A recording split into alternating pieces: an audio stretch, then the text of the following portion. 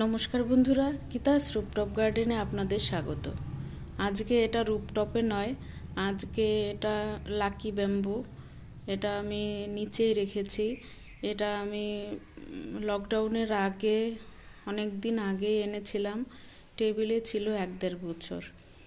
তারপর আমাকে এটা টবে দিতে বাধ্য হয়েছি, মানে খারাপ হয়ে যাচ্ছিল, তো টবে দিয়েছি। তারপর প্রচুর গ্রোথ এর বেড়েছিল। আর এখন তো 6 ইঞ্চি টব থেকে 8 ইঞ্চি টব, 8 ইঞ্চি টব থেকে এখন 12 ইঞ্চি টবে আছে। প্রচুর চারাও হয়েছে। আর এখন এর থেকে আমি আরেকটা বানিয়েছিলাম, সেটাও টেবিলে রেখেছিলাম, 1-1.5 বছর থেকেছে সেটাও। তারপর সেটাকেও আমাকে টবে দিতে হয়েছে। তো এখন আবার অনেক ছোট গাছ হয়েছে, তো তাদের থেকে চারাগুলোকে নিচ থেকে কেটে আবার আমি সুন্দর করে একটা বানিয়ে আবার টেবিলে দিব। মানে টেবিলে থাকতে থাকতে বোলটা একদম শেকড়ে ভরে যায়। তো কেটে দিয়েছিলাম একবার, একদম বোলটার শেপ নিয়ে নেয় শিকড়গুলো, ভালোও লাগে।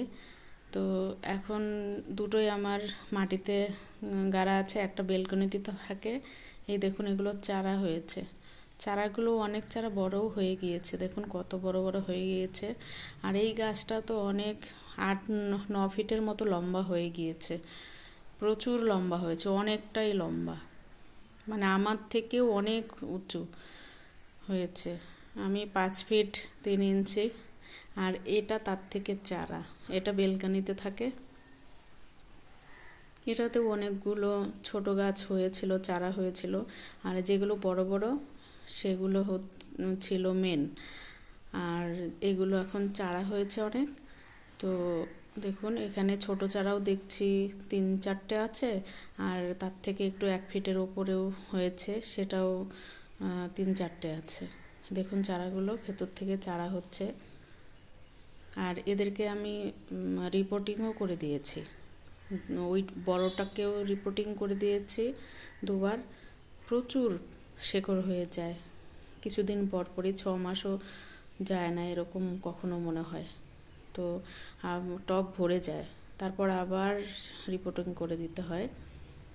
তো এগুলো দেখুন, এই যে ছোট ছোট যেগুলো হয়েছে সেগুলোকে আমি নিয়ে আবার করব। একদিন রোদে ছিল পুরো, মানে জল দিইনি, মানে পরের দিন সকালবেলা জল দিয়েছি, সেজন্য পাতাগুলো হলুদ হয়ে গিয়েছে।